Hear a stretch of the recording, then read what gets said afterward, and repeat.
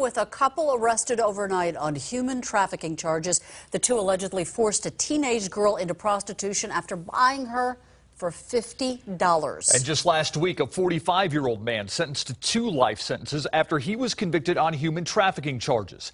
These are 2 examples of what Police Chief William McManus calls an alarming problem. He discussed the department's enforcement efforts with our Paul Venema. She told me she was 18. As they were taken into custody, Tabitha Donabella and Caleb Sandula admitted buying a 16-year-old girl for $50 and forcing her into prostitution, then keeping the money she made. It is inhuman to do that to someone, I mean, to anyone, but especially a young woman. It is a growing problem that troubles the chief. In this case, the teenage girl was a runaway, which he said is often where human trafficking cases begin. They're not very streetwise, and they often get caught up in this unwittingly.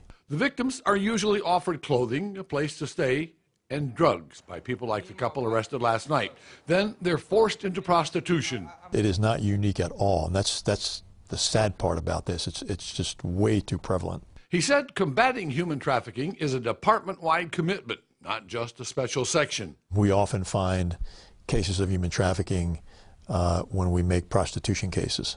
We'll find human trafficking in our narcotics investigations. Aggressive prosecution is also a big part of the sex trafficking equation.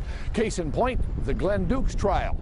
It took the jury less than an hour to find him guilty on human trafficking charges after 2 women told how he forced them into prostitution. He's serving 2 life sentences. Paul Venema, KSAT 12 News.